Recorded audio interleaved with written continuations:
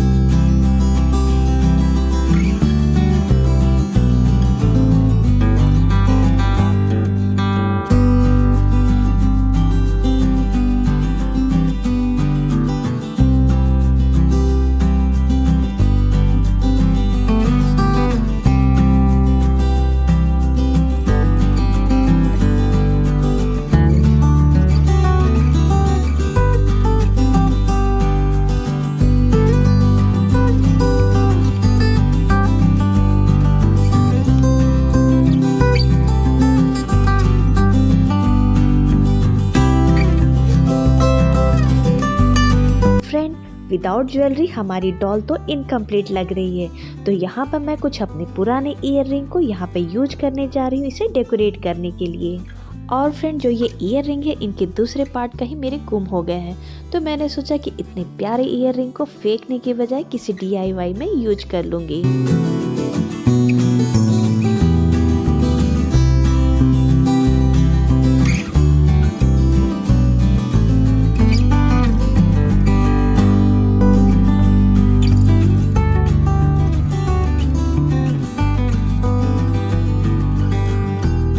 और यहाँ इसके साइड को डेकोरेट करने के लिए मैं यहाँ पर यूज कर रही हूँ कुछ पर्ल स्टोन वाले स्टिकर।